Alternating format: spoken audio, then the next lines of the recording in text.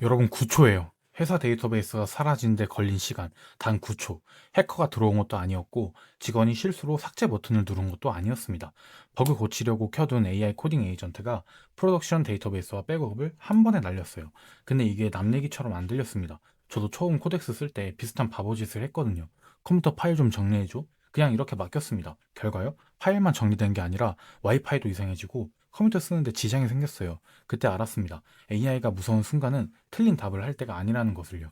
내 컴퓨터에서 진짜로 뭔가를 해버릴 때가 무섭다는 것을요. 이번 사건은 포켓 OS라는 회사에서 벌어졌습니다. 자동차 렌탈 사업자를 위한 서비스를 운영하던 사스 회사였어요. 처음부터 재앙으로 시작한 건 아니었습니다. 그냥 평범한 작업이었죠. 스테이징 환경에서 생긴 문제를 고치기. 말하자면 테스트 공간에서 꼬인 걸 풀어보라는 정도였습니다. AI 코딩 에이전트는 커서 안에서 클로드 모델로 돌아가고 있었고요. 그런데 작업 도중에 막힙니다. 여기까진 괜찮아요. 사람도 막히니까요. 문제는 그 다음이었어요. AI가 파일 안에서 API 토큰을 찾아냈는데 시스템의 명령을 내릴 수 있는 열쇠였던 API 토큰이었어요. 그리고 그 열쇠로 레일웨이 API를 호출합니다. 딱 한 번. 그 한 번으로 데이터베이스와 백업이 같이 사라졌습니다. 여기서 소름 돋는 지점은 삭제 자체가 아닙니다. AI가 삭제해도 되냐고 물어보지 않았다는 점이에요. 예전 AI는 틀려도 말로 틀렸습니다. 없는 논문을 지어내고 말도 안 되는 코드를 보여주고 그럴듯한 헛소리를 했죠. 짜증은 났지만 그래도 화면 안에 갇혀 있었어요. 사람이 복사하지 않으면 끝이었습니다. 근데 클로드 코드, 코덱스, 커서 같은 도구는 다릅니다. 얘는 화면 안에만 있지 않아요. 파일을 열고 터미널을 치고 테스트를 돌리고 서버에 요청을 보냅니다. 그러니까 실수의 단위가 바뀌었습니다. 예전에 틀린 문장이 문제였죠. 이제는 틀린 실행이 문제입니다. 이 차이가 진짜 큽니다. 챗봇은 틀리면 답변을 망치잖아요. 근데 에이전트는 틀리면 현실을 망칩니다. 이 사건을 보면 바로 이렇게 말하고 싶어져요. 클로드가 문제네? 커서가 위험하네? 그럼 코덱스는 괜찮나? 근데 이 질문은 반만 맞는 질문입니다. 진짜 범인은 따로 있어요. 바로 권한이에요. AI가 삭제 권한을 가지고 있으면 진짜 삭제를 할 수 있습니다. 배포 권한이 있으면 배포까지 가고요. 클라우드 토큰을 찾으면 클라우드 명령을 내릴 수도 있습니다. 모델이 착한지 똑똑한지 최신인지 그건 그 다음 문제예요. 먼저 봐야 할 건 이겁니다. 이 AI에게 무슨 열쇠를 쥐어줬는가? 이번 사건도 결국 그거였어요. AI가 나쁜 마음을 먹은 게 아니에요. 문제를 해결하려고 했겠죠. 근데 손에 든 열쇠가 너무 컸습니다. 그리고 문은 열려 있었어요. 이번 사고가 앞으로 줄어들까요? 저는 반대로 봐요. 더 자주 나올 가능성이 큽니다. 이유는 간단해요. AI 코딩 툴이 너무 편해지고 있습니다. 이거 고쳐줘, 테스트 통과해줘, PR 만들어, 배포 준비까지 해줘. 한번 맛보면 돌아가기 어렵죠. 문제는 편해질수록 사람이 빠진다는 겁니다.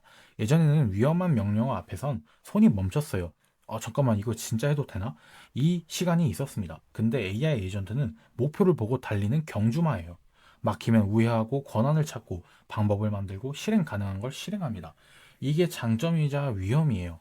AI가 게으르면 사고가 덜 날 거예요. 근데 요즘 AI는 너무 부지런해지고 있어요. 이 얘기를 클로드 사건으로만 보면 놓치는 게 있습니다. 코덱스도 같은 방향으로 가고 있어요. 코드를 읽고 파일을 고치고 명령어를 실행하고 결과를 확인합니다. 이건 엄청난 생산성이에요. 동시에 엄청난 권한 문제이기도 하죠. 제가 코덱스에게 파일 정리를 맡겼다가 컴퓨터가 이상해졌던 것도 같은 구조였습니다. 명령은 별거 아니었어요. 정리해줘. 근데 AI 입장에서는 정리의 범위가 넓어질 수 있습니다. 불필요한 파일, 설정 파일, 네트워크 관련 파일, 게시, 서비스, 사람은